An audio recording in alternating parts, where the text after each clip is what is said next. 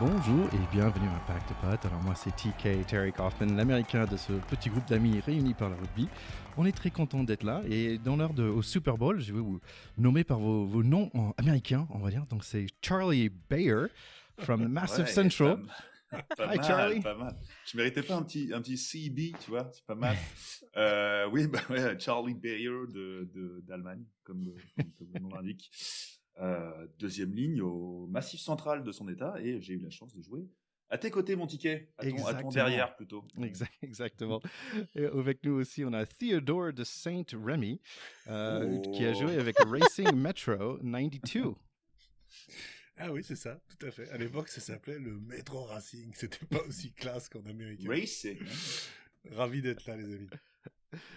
And also we have Albane. Yeah. Also, we're happy to have Albane Borrell from the Pink Rockets. Hi, Albane. Hi TK, hello everyone. C'est très drôle parce que tu as hésité sur la prononciation de mon nom, comme à peu près les 100% d'Américains que j'ai pu rencontrer quand j'étais aux États-Unis. Donc on peut dire soit Albane ou soit Albane pour information. Je préfère Albane, moi. Albane, j'aime bien. Et voilà, ravi d'être avec vous ce soir. Effectivement, j'ose du Stade Français, si on peut encore me considérer comme joueuse, étant donné le temps non passé à l'entraînement en ce moment, mais c'est pour la bonne cause. Je travaille beaucoup. Ah, Allez, un temps pour moi, tout. je bois à la vôtre.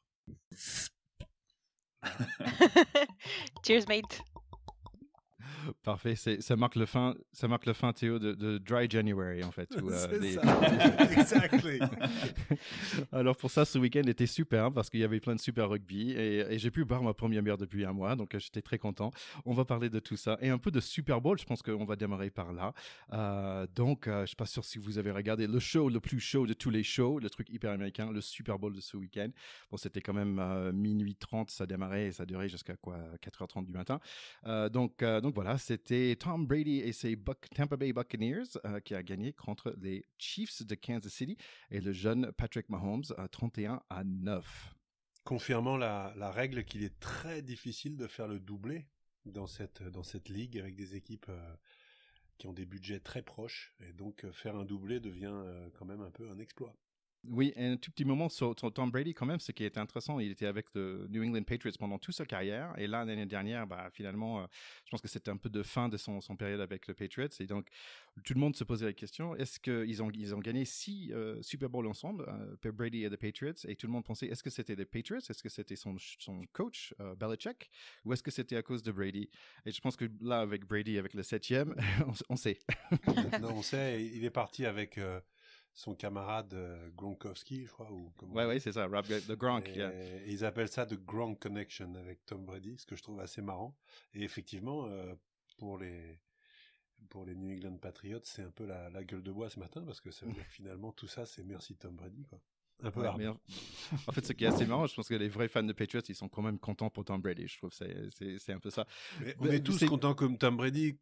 C'est comme quand Roger Federer enquille un grand chelem. On est forcément contents. Parce que moi, j'avais compris que Tom Brady, il avait un peu de Farrell en lui, de Owen Farrell en lui, et qu'on aimait bien ne pas l'aimer aussi. Ouais. Oui, il y a ça. C'est vraiment ça, parce qu'il y a un peu l'homme parfait aussi. C'est assez marrant, parce qu'il y a... avec ta femme parfaite, avec tes petits matchs parfaits. Exact. C'était assez marrant, parce qu'il y avait un de ses coéquipiers dans la Tampa Bay Buccaneers, il était en train de pleurer après les demi-finales, parce qu'ils allaient vers le Super Bowl. Il disait, mais pourquoi tu pleures? Il dit, on va au Super Bowl. Il a dit, non, on pleure après qu'on gagne le Super Bowl, mais on pleure pas pendant demi-finale. Donc, ça montre. Et vous savez comment il a conclu tout ça? En disant, of course I will be back. C'est-à-dire qu'il compte bien en enquiller un 8e. Tu as parlé rapidement de Gronk. Il a 4 frères. En fait, c'est des barrettes américaines. Génial. Ouais. En fait, ils sont 5 frères. 4, ils ont joué dans la NFL. Et un, il était joueur de baseball professionnel. Donc, en fait, ils ont un site web pour les intéressés qui s'appelle Gronk Nation. C'est un peu les histoires des 5 frères d'athlètes, de sacrés athlètes. Tu sais, ça me fait penser aux fameuses images qu'on avait vues de Moscato et ses copains qui avaient imité les frères Quinnell à table à la maison, qui bouffaient des sangliers entiers avec la mère qui faisait la taille des frères Quinnell aussi. Et je pense que t'as des familles comme ça où les mecs sont énormes et le budget bouffe est énorme aussi. On a une grande pensée pour la maman Tulagi aussi. C'est La pauvre. ça. Bon, dernière chose pour le côté américain. Pour Major League Rugby, malheureusement, les gars, on a raté notre opportunité d'être drafté encore. Donc, ça s'est déjà passé. Merde. Ouais, donc voilà. Dommage. On n'a pas fait nos vidéos à temps. Bonne nouvelle, c'est que la saison va démarrer, en fait, le même week-end que la fin de la Six Nations. Donc, le 20 mars, on peut Excellent. regarder des Free Jacks against the LA Giltinis. Donc voilà, donc ça c'est la Parfait. bonne nouvelle. Bon bref, mon militaire américain prend sa fin. On est content quand même de parler de rugby. Est-ce que le spectacle de The Weeknd était bien? Alors, on ne débriefe que les spectacles quand il y a Gillo, apparemment. Je vois que Ticket ne l'a Ah bah, même pas mentionné. Je pense que c'était exactement ce qu'on attendait en fait. C'était pas super. And that's for Euh, you, The Weeknd. Je pense pas. Je pense qu'il va être trop fâché. Bon, je pense que ma minute américaine prend sa fin. Est-ce que vous avez d'autres choses à ajouter, les gars? Oui, on peut quand même, je vois que tu passes un peu outre comme ça, que tu passes à côté, mais on rappelle quand même, on remercie Clégo qui est un peu plus vigilant que nous et qui nous a quand même rappelé sur Twitter que tu disais un peu n'importe quoi puisque le match de Super Bowl a été diffusé en France sur l'équipe et pas sur TF1 comme tu l'avais promis. Il y a beaucoup de Exactement. Quelle erreur. Quelle erreur. Je pensais que c'était sur Arte en fait. Quelle erreur. Et oui, on souhaite aussi remercier une autre auditrice, Kubi Kuba, qui nous a gentiment recommandé auprès de ses copines du club de rugby de Fresnes. Donc, on vous salue les filles et n'hésitez pas à vous abonner et à en parler autour de vous. Continuez, Bien sûr. continuez. Salut les filles de Fresnes. J'apprends qu'il y a un club de rugby à Fresnes. J'en suis Bien totalement sûr. ravi. À propos du club de rugby à Fresnes, moi je salue John, mon petit Johnny qui coach les seniors à 15 du coup de Fresnes. Parfait. Allez, on passe aux 6 nations, les gars. Oh oui. Et bien volontiers. Andiamo. Oui, donc tout va bien dans le monde parce qu'on a des 6 nations et on a le hashtag Dry January qui finit. J'ai droit d'une bière et du rugby, c'est génial. Alors le match démarre et très vite les Italiens sont chez nous dans nos 22. Mais dans pas longtemps avec Thomas, Vincent et Villiers, on est sur les 2 mètres d'Italiens et c'est Crétin 7-0. Doulin assure en arrière, Crétin il voit des touches. Les Italiens ils essaient de marquer quelque chose. Il y a 20 phases de jeu avec le ballon en main pour l'Italie. Mais ça marche pas. Finalement, un faute contre Crétin, ça donne 3 points Italie. À 25 minutes, j'écris dans mes notes, pas vu Ficou, et hop, coup de pied à suivre de Dupont, et voilà, Ficou marque un essai. 4 minutes plus tard, Dupont est partout, 2 plaquages, un coup de pied dans un ballon perdu italien. Villiers le prend, redonne à Dupont, qui refile à Vincent avec un joli passe. Essai encore pour Vincent. À 33 minutes, un Italien qui s'appelle Montana, il marque un essai et on voit un close-up de son tatouage d'Elvis sur la cuisse, mais l'essai est annulé car un léger en avant. Mi-temps 24-3 pour la France, 3 essais hyper rapides pour la France, qui est pas stressé, pas pressé, mais en grande vitesse. Donc dans le deuxième mi-temps, à 47 minutes, opportunité ratée, mais vous inquiétez pas, 2 minutes plus tard, un 1-2 avec Brice Dulin et Gabin Villiers, essai pour notre Dulin qu'on aime bien. 31-3 et à 54 minutes, quel essai. Tolitama joue un peu en 10, je pense. Il fait un super course. Il y a 2 mecs à l'extérieur, mais il repasse à l'intérieur pour Monsieur Dupont qui marque un essai. 2 minutes plus tard, you get what you give et la même mais sens inverse, Dupont qui passe pour Thomas, essai 45-3. Bon, désolé Théo, un essai marqué des Italiens à 65 minutes avec un joli cul de pied à suivre. Et moi, c'est ce que j'aime. Aucun problème. Et pour finir, un doublé pour Thierry Thomas grâce à un joli place claquette de Dulin. Donc un sacré match et je pense qu'on était tous super contents. Et oui, effectivement, tous super contents de cette reprise en grande pompe de nos Bleus. Personnellement, j'ai passé un bon moment, même si j'ai envie de dire que voilà, c'est un match contre l'Italie, donc ça reste toujours un match où je trouve qu'on a eu des moments évidemment très très efficaces. Hein. On l'a vu, chaque ballon était très bien exploité par les Français, mais je trouve que les Italiens se sont j'ai pas envie de dire ça, mais ils se sont quand même bien battus. Je trouve que dans les statistiques, ça se ressent aussi, parce que notamment, je crois qu'en première mi-temps, on a une possession qui est largement dominante des Italiens, et en tout sur la partie, la France fait quasiment le double de plaquage des Italiens quand même. Donc, Est-ce ça que montre... c'est une défaite encourageante pour les Italiens? Et non, on va pas parler d'une défaite encourageante, on va parler d'une défaite très très encourageante, ou peu encourageante plutôt. Non, mais c'est sûr que c'est difficile à comparer, mais je trouve que j'ai eu du plaisir en tout cas à regarder ces Italiens. Il y a une charnière, je trouve, qui qui a marqué des points. Elle est très efficace, notamment dans les bords de ruck, les retours intérieurs aussi autour de cette zone-là. Donc voilà, je trouve qu'il y a eu il y a eu des bons franchissements. Après, ça manque de technique, quoi. En fait, il y a beaucoup d'approximations dans les passes et les Français ont parfaitement su exploiter ces ballons qui traînaient. Donc Non, voilà. moi, pour rebondir là-dessus, d'abord, je suis entièrement d'accord avec toi sur la charnière Gabrizi et le demi-mêlée dont le nom m'échappe à l'instant, mais vous allez le trouver, qui sont tous les deux des joueurs vraiment talentueux, qui pourraient jouer dans d'autres équipes. Le demi-mêlée en particulier que je connaissais pas parce que Gabrizi, on l'avait vu, on savait qu'il était bon. Le demi-mêlée, vraiment, il m'a épaté. Varney de son prénom. Varney, voilà. Mais alors, moi, pour rebondir sur ce que dit Charlie, pour moi, c'est une défaite désespérante parce que l'équipe d'Italie a relativement bien joué et en a pris 50. Donc c'est terrible. C'est terrible et se repose cette question de savoir s'ils sont à leur place dans le tournoi destination. Ils en prennent 50 chez eux en ouverture en jouant honnêtement pas mal. Il leur manquait Jake Polledri qui est très bon. Je pense que son absence a fait mal. Mais quand tu as une équipe en face qui est rodée et qui est le vrai niveau international, t'existes pas. À nouveau très très dur pour eux. Voilà. Donc je dirais plutôt défaite un peu désespérante. Désespérante. Et à la décharge et à la charge des Français, je dirais deux choses. Je trouve que à vaincre sans péril, on triomphe sans gloire. C'est un proverbe qui malheureusement se trouve tout à fait de circonstance avec un match comme celui-là. Mais souvent, avec une équipe d'Italie un peu faible, on avait du mal à les battre nettement. Or là, on l'a fait, donc c'est aussi tout à l'honneur de ces joueurs bleus qui ont été au bout, qui ont pleinement joué, et il n'y a pas grand-chose à dire, pas beaucoup de déchets, et franchement, des joueurs de classe, voilà, la petite passe à l'aveugle de Dupont, les cannes de Teddy Thomas, tout le reste à l'avenant, rien à dire côté français, contrat 100% rempli, quoi. Je te rejoins aussi sur le triomphe et la gloire. Moi, je me trouvais peut-être un peu trop gourmand. Je suis devenu trop habitué au luxe. Je pense que je me rassasie vite du luxe que l'équipe de France nous offre depuis 2020. Et c'est vrai qu'en fait, c'est pas que je me suis ennuyé devant ce match, mais il y avait un truc un peu genre, bon bah, enfin, ouais quoi, on confirme notre niveau. L'Italie, moi je trouve confirme le sien. Confirme le sien, ouais, c'est vraiment triste en fait.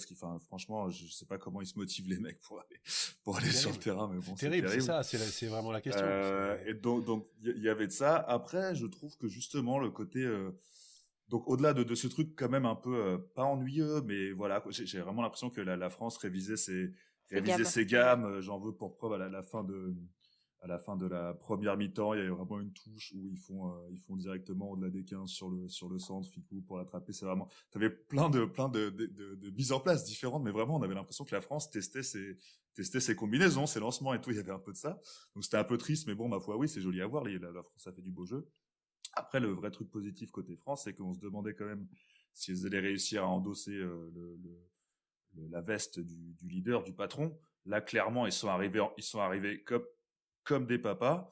Et il y avait un petit truc que j'ai relevé, moi, pour appuyer un peu tout ça, c'est que sur l'essai italien, Olivon va quand même contester auprès de l'arbitre s'il y avait, enfin, il demande à l'arbitre de faire appel à la vidéo, de savoir s'il y avait pas un en avant et tout. C'est-à-dire que même en leur mettant, il avait du coup ce côté un peu anglais dont on parle régulièrement, mais même en leur mettant un peu la tête dans le dos, quoi. Et l'arbitre leur refuse un essai aux Italiens qui doit jamais refuser. Il va chercher un en avant de passe insupportable. Ouais, mais en tout cas, voilà, quand on voyait que les Français avaient envie d'y aller jusqu'au bout, même quand tu mènes de 40 pions, vouloir quand même refuser l'essai à l'autre. Enfin, c'était preuve de cette taille patron qu'on attendait d'eux.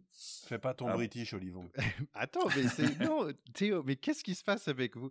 Qu'est-ce qui se passe avec les Français? Vous êtes jamais contents. Soit on gagne pas assez, ou soit on gagne par trop. Bah, soit c'était trop facile. Bien sûr, c'est la base. C'est la base. Super content avec cette victoire. On dit qu'il faut qu'on soit comme les British où on les tabasse. On les tabasse et vous dites non, il faut pas faire le British. Non, on fait le British. Bah, déjà, toi, tu te réjouis d'un cadavre comme ça. T'as l'Italie en sang qui rampe vers toi comme ça, et toi, t'es heureux, sourire aux lèvres, genre quel plaisir. J'ai kiffé ce match. Franchement, j'adorais ce match. Peut-être c'était mes deux premières pints depuis un mois. Et je me disais, ça c'est la bière, TK, c'est pas le match. Non, mais moi je te rejoins, Charlie, sur le sentiment, c'est que j'ai apprécié le match, mais c'est vrai que ça vaut pas un match où il y a une rivalité, où où les Français font des fautes, tu te doutes sur le scénario du match. Voilà, et je trouve C'est sûr que c'est agréable à regarder, mais voilà, on aime bien aussi les matchs où ça se bagarre un petit Bah peu ouais, c'est plus, un, quoi. un combat où t'as envie de hurler au punching ball, genre do something, tu vois, genre vie. Et pour nos amis italiens, ça me fait penser à une équipe de top 14, tu vois, qui gagne pas un match de la saison, mais ça dure qu'une saison. Après, tout le monde s'en va, les mecs ils retournent, ils se reconstruisent en Pro D2, tout ça. Mais là, ça fait 20 ans que ça dure. Tu parles d'Agen? C'est interminable. J'ai rien Ouais, je dit. croyais. C'est interminable. Et comment tu fais? Bon, on finit un peu sur ce match. Moi perso, j'étais super content. Moi, déjà, un petit truc que j'ai noté, Fabien Gauthier, qui était classe quand même dans sa costume, cravate un peu à côté. Il était mieux sapé que le côté Ah, il italien. est chic. Hein, ça, Il est c'est pas chic. gagné déjà. Donc, je pense que vraiment, il y a quelque chose dans l'air. Je pense que peut-être on peut dire que tout le monde était bon, mais je trouvais Villiers et Vincent magnifiques. Teddy Thomas, super match. Dupont, je pense, 4 ballons aux mains. Il a marqué une AC. Il a fait 3 passes décisives. C'est bien ça? Il a eu Quelque 4 chose comme ballons ça. en main, il a marqué 5 fois. Je sais pas qui a lancé ce surnom, mais on voit un peu sur les réseaux sociaux apparaître le surnom de ministre de l'Intérieur. J'aime beaucoup. C'est lui qui s'est appelé comme Ah, ça. c'est lui qui s'est appelé comme ça? Ouais, Quel c'est lui génie. qui, Mais il est bon dans quand il tout alors. quand il avait défini sa fonction de neuf, il se considère un petit peu comme le ministre de l'Intérieur et c'est effectivement un beau rôle. Et en tout cas, il le remplit mieux que notre. Non, je plaisante. Pas de politique. Je ne dirais rien. No politics. No politics, please. Pardon. Et je suis d'accord avec vous que Arthur Vincent a fait un très bon match et on redoutait un petit peu l'absence de Virimi Vakatawa et il l'a fait oublier avec brio. Donc Énorme chapeau à lui, match. c'est Ouais. super.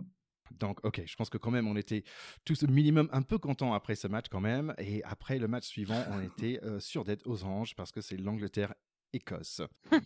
Allez, si on parlait de la rose contre le chardon, quelque chose que j'ai noté, que l'Angleterre, sur leur maillot, là, ils avaient la rose qui était couverte en or. Et je me disais, tiens, c'est un peu bizarre. Est-ce qu'ils se mis déjà comme champion?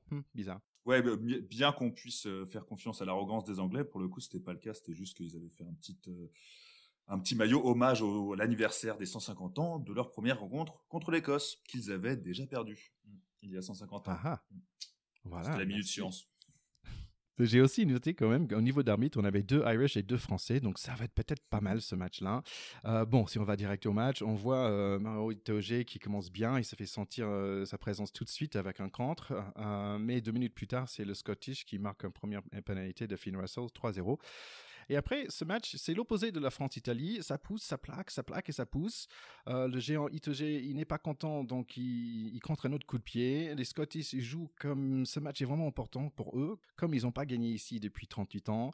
Le numéro 8, Vanipola, il prend un carton jaune pour un plaquage haut. Entre-temps, Genge, le pilier anglais, souhaite gagner le coupe de cheveux le plus moche de tournoi. Il a de la concurrence. Ça prend 2 minutes pour les Anglais de faire un mêlée correct. Je trouve ça un peu bizarre, peut-être un peu de mauvaise foi. Russell manque un coup de pied de finesse pour Van der Mel, mais pas grave parce que 2 minutes plus tard, le même Van der McLeod marque son essai en force, 8-0 pour l'Écosse. À 33 minutes et 33 secondes, l'Angleterre marque ses premiers 3 points. Donc c'est 3-8 pour l'Écosse, qui donne tout contre l'Angleterre, qui n'est pas encore en vue. Les Anglais reviennent avec un pénalité de Owen Farrell, 8-6 pour l'Écosse, mais on sent bien que ça peut changer. Le week-end a joué pendant le mi-temps. Non, pardon, c'est pas ce match-là. Allez, deuxième mi-temps, pénalité pour les Écossais, 11-6. À 51 minutes, petit échange de coups de pied, mais c'est l'Écosse qui gagne cette fois-ci. Hogg a fait un super match. Eddie Jones, pour la première fois depuis longtemps, on le voit sur le terrain pour motiver les troupes, mais est-ce que ça va marcher? Grosse bras de fer pendant les dernières 25 minutes, mais comme toujours, l'Angleterre finit avec le ballon en main, avec 1 minute à la fin, mais cette fois-ci, le destin est avec les hommes en kilt. Ouais, 38 ans, c'est très très long pour ne pas gagner dans un stade, donc les Écossais ont explosé de joie et leur entraîneur Gregor Townsend à la fin du match a dit voilà, une rencontre va tellement faire grandir mes joueurs, et c'est vrai. Quand on vient se fracasser pendant 38 années successives sur les murs d'une citadelle, alors qu'il y a quand même eu des très belles équipes écossaises dans toutes ces décennies, faut mesurer quel exploit viennent de réaliser ces Écossais. Moi, je note notamment un joueur qu'on adore depuis quelque temps, nous, ici au Pack de Potes, c'est Hamish Watson, qui m'a vraiment fait rêver. Oui. C'est vraiment le troisième ligne au four et au moulin. C'est intemporel, des joueurs comme ça, et c'est le mec que tu as envie d'avoir comme partenaire, quoi. Il ressemble à rien, mais il est partout. Tu sais jamais d'où il sort, mais il est toujours là. Il est costaud, il est gaillard. En plus, il est coiffé n'importe comment. Même à la coiffure, ils les ont battus.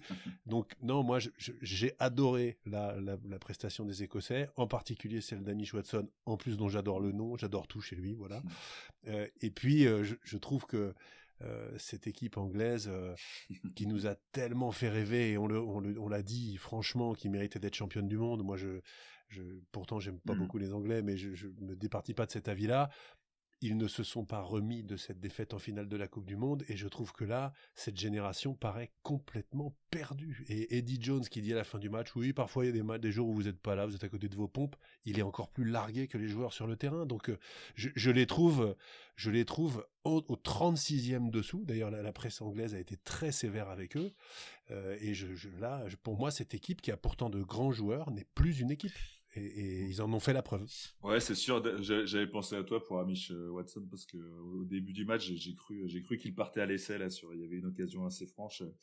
Et à propos de ces occasions, en fait, ce qui était assez marquant sur ce match, c'est qu'au final, le résultat un peu serré, il transparaît pas de ce qu'on a vu un peu, parce que les Écossais ont quand même laissé passer des points au pied. Et ils ont dominé tout le match. Et voilà. Et en soi, quand tu regardais le match, c'était assez. Je sais pas si on peut parler de domination, mais il y avait une sérénité en tout cas. Enfin, ils ont pas l'air d'avoir paniqué à aucun moment du match. Et ils ont mené tout le match déjà. Du coup, c'est pas rien. Et franchement, quand tu vois, on en parlait dans un épisode précédent, quand tu vois le rugby moderne tel qu'il se joue aujourd'hui, les matchs de top 14 qu'on a qui finissent à 36, 34, 28, 26, avec des scénarios improbables et tout, là tu te dis mais putain.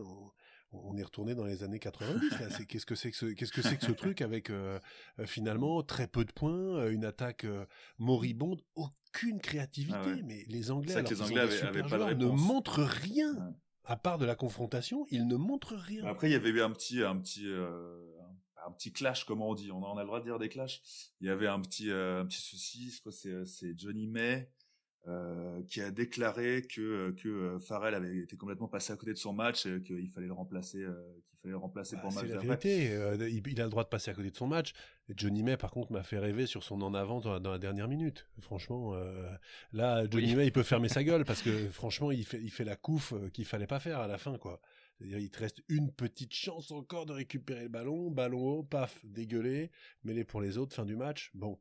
Merci Johnny May, quoi. Désolé les gars, c'est Théo qui boit, c'est moi qui dis de la merde, c'est Mike Brown qui a dit, c'est Mike Brown qui a mal parlé de Farrell, évidemment. Oui, non, mais de toute façon, ces Anglais, je pense qu'il faut les oublier pour ce tournoi. Jones à côté de la plaque, Anglais à côté de la plaque, et vive la France. Ouais, méfions-nous des bêtes blessées quand même. N'oublions pas qu'on va aller à Twickenham, ils vont être chauds. Mais sur ce match-là... Ouais, mais c'est vrai que c'est surtout cette équipe d'Écosse qui est de plus en plus impressionnante aussi, quoi. Oui, c'est surtout parce que j'ai noté à 63 minutes, il y avait les remplaçants. Il y avait un mec, Neil, qui est entré. Tu vois, c'est un pilier à l'ancien où il est gros. Comment on voit que tu cherchais tes mots. Comme les piliers aujourd'hui, c'est juste un mec qui est gros. Et ça m'a fait du bien. Et avec un gros bidon, tu vois, qui dépasse son poitrine. Tu vois, aujourd'hui, c'est couche des mecs avec des gros protéines et après le bidon qui est plus petit. Et là, c'est l'inverse, ça m'a fait du bien.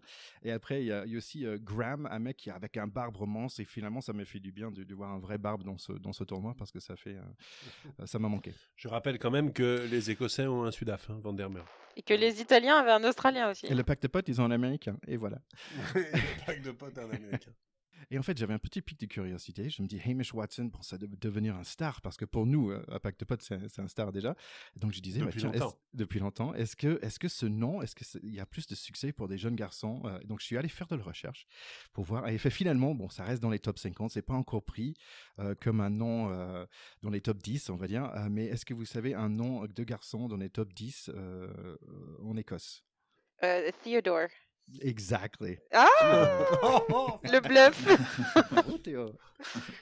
En plus, de mon côté, la mythologie familiale me fait descendre d'un Écossais venu faire souche en Normandie à la faveur de la guerre de 100 ans. Donc je vous dis pas à quel point ça me fait plaisir d'entendre ça, Thierry. Allez, on passe au dimanche. Et notre match de dimanche, c'était Irlande contre Pays de Galles. Et bon, Land of My Father, c'est la chanson des Gallois, mais en fait, impossible à chanter car c'est en gallois. On voit Sexton avec la tête rasée pour cacher les cheveux blancs. On voit qu'il n'y a que 3 Jones et 2 Williams sur le Pays de Galles. Et aucun Thomas, incroyable. Voilà, et un seul Davies, donc un peu dérangeant. Tout doucement, mes yeux commencent à fermer pour le sieste de dimanche. Mais non, Tuperi qui lance une première action sympa. Il y a pas de Josh Adams qui n'a pas respecté les règles de Covid, mais quand même, ça bouge pas mal. Pénalité par Lee Demi-sou, ou Lee Halfpenny si vous préférez, qui marque les 3 premiers points de ce match. Déblayage très agressif dans la tête du numéro 3 gallois qui était par terre. Carton rouge pour le numéro 6 Peter O'Mahony. Donc il joue à 14 contre 15. C'est pas gagné pour les Irish, mais ce n'est pas gagné pour les Gallois non plus. Le numéro 9 rouge joue très bien avec de l'urgence, c'est sympa à voir. Il plaque bien aussi. L'attaque galloise commence à rouler. Plaquage haut par Sexton. Halfpenny marque 3 points encore. On est à 6-0. 20 minutes de série assez intéressant par les Irlandais, mais pas de points. Mais pas mal de casses un peu partout, parce que c'est quand même du rugby. Alwyn Jones découpe tout le monde, parce que c'est quand même du rugby. Donc, les Irish égalisent à 6-6, et bam, 1 minute plus tard, Henshaw fait un super percé, essaye pour le numéro 7, Van der Flyer, super nom irlandais, et c'est les Irish qui sont devant 13-6. Deuxième mi-temps, après 9 minutes, George North marque son 42e essai avec Pays de Galles, et numéro 13 sur la liste de marqueurs international. Coup de pied raté, 13-11, toujours pour l'Irlande. 4 ou 5 protocoles commotion cérébrale plus tard. Un essai pour le jeune espoir gallois, Rhys Zamet. 18-13 pour le Pays de Galles, avec 20 minutes encore à jouer. Sexton, il est assommé, il est remplacé par un jeune Burns. Échange de pénalité, 21-16 toujours pour Pays de Galles. Fin de match assez incroyable, un cascade d'erreurs. Pays de Galles qui redonne le ballon aux Irish avec 10 secondes encore à jouer. Des Irish qui remontent le mal. George North avec un erreur bête. Penalty touche pour gagner pour l'Irlande. Mais non, Burns le tape mal et voilà, fin du match. Ouais, c'était vraiment dramatique cette fin de match. On était... parce que je pense qu'on était tous un petit peu irlandais à ce moment-là, vu les circonstances du match. Globalement, ce qu'on peut dire, c'est que c'était un vrai match de boucher, hein, vu la casse qu'il y a eu. Enfin, c'était vraiment solide, quoi. Ça se rentrait violemment dedans. Sur le carton rouge, qui est un peu le tournant du match, ça fait partie de ces cartons qu'on comprend pas trop. Hein, j'avoue, même si on le dit souvent. Enfin bon, ça fait partie de l'engagement, ça fait partie du truc. Là, le ballon était sorti du ruck, il y avait plus rien à gagner dans ce ruck. Il y va, il y a une tête qui apparaît, il se dit je vais mettre l'épaule, on va voir ce que ça donne. C'est un peu con. Et du coup, c'est ça qui joue sur le match. Après, au final, de jouer à 14, ça a fait que les Irlandais ont fait jeu égal avec les Gallois. C'est ça qui est un peu triste. On parle du déclin gallois depuis quelques matchs. Là, clairement, je pense que leur coach, il a poussé un ouf de soulagement à la fin, mais qu'il a bien serré les fesses pendant tout le match parce que les Irlandais n'ont rien lâché. Ça a été un beau match malgré l'infériorité numérique des Irlandais. Et c'était clairement un match où les bouchers ont laissé libre cours à leur art, quoi. C'était vraiment ça. Hein, donc ça t'a plu, évidemment. Ça t'a plu, Charlie? Pour le coup, on va encore parler de deuxième ligne, mais Alan Jones, c'est 153e sélection et puis il est encore là, quoi. Le mec, c'est incroyable. Il fait un les troisième ligne aussi. Il fait un très beau match. Les troisième ligne aussi du côté irlandais, c'était Sigil Sander qui est quand même, c'est un tank, le bonhomme. Ah oui, il a mis le numéro 8 sur ses fesses, c'est assez incroyable. Ah ouais. Oh là là, non, ça doit pas être facile non, il est pas marrant. de penser à viser les genoux quand tu le vois monter, quoi. Ouais. Voilà, donc en tout cas, ça nous fait reparler d'un deuxième ligne, mais c'était vraiment, je pense qu'il évoluait comme un poisson dans l'eau dans ce match de gros timbreurs. Moi, je reviens vraiment sur ce que tu dis, ce match de boucher. Moi, le combat physique m'a beaucoup impressionné, et très en contraste avec le match France-Italie, bien sûr. Et voilà, j'étais dans mon canapé en train de siester, j'avoue, et j'ai eu mal aux épaules pour eux. Donc vraiment, j'ai ressenti la douleur. Mais voilà. Ouais, match de boucher, je suis un peu chochotte sur les bords, c'est vrai. Et voilà, mais je pensais vraiment que l'Irlande allait gagner ce match. Et je suis quand même contente que l'Irlande commence avec une petite défaite. Ça nous soulage. On pensait tous que l'Irlande allait gagner presque à la fin. Parce que ce que nous fait le camarade Burns, et Charlie est passé un peu vite dessus, mais c'est complètement irréel.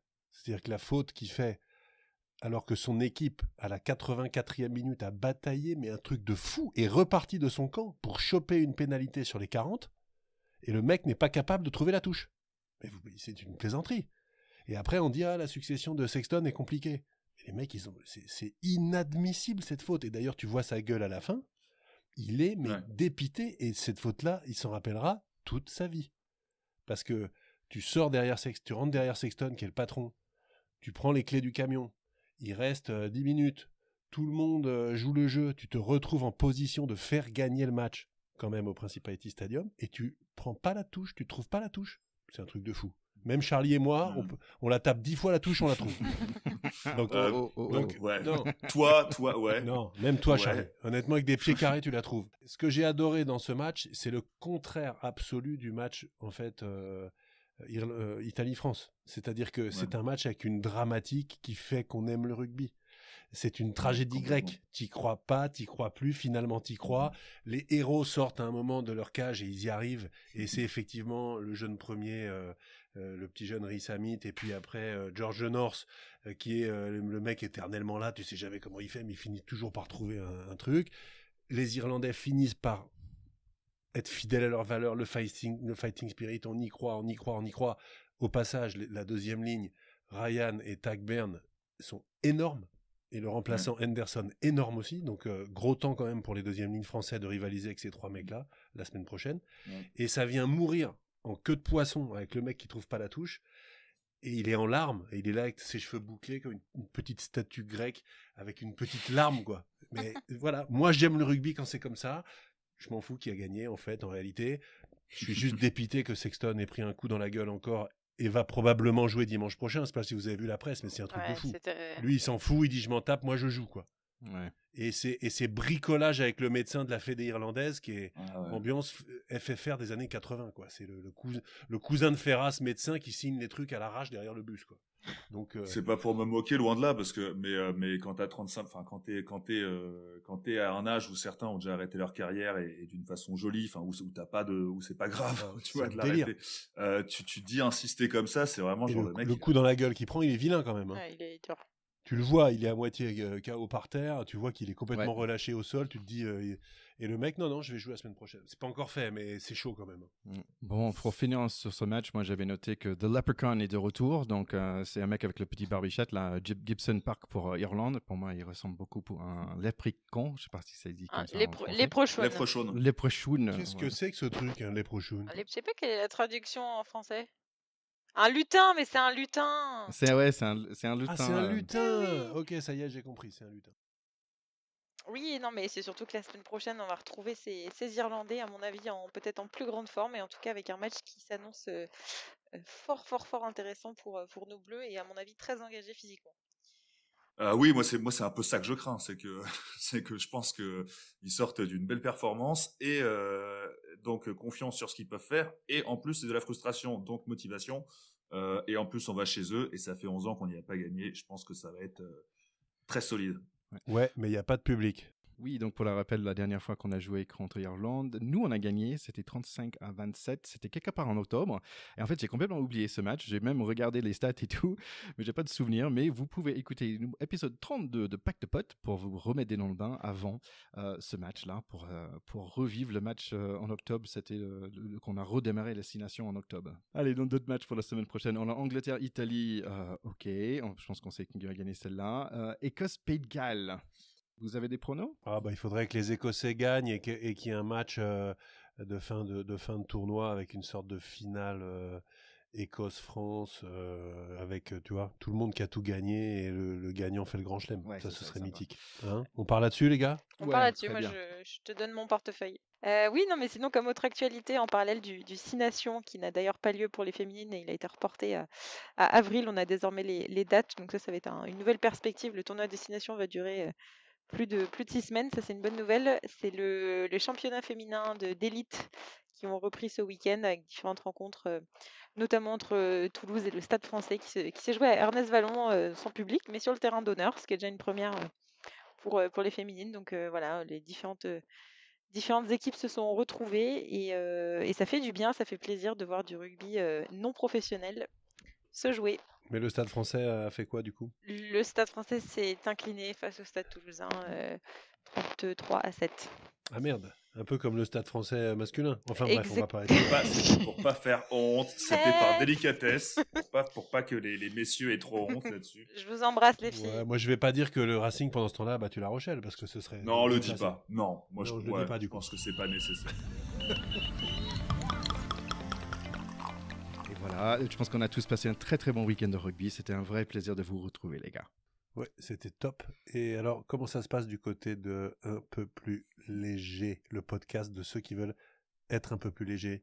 Ça va très bien, on est sur notre 3e épisode, le 4e épisode qui sort ce vendredi. Donc vous pouvez trouver ça exactement où vous trouvez cet épisode de Pacte Pot. Un épisode que je recommande à mon 5 de devant du massif.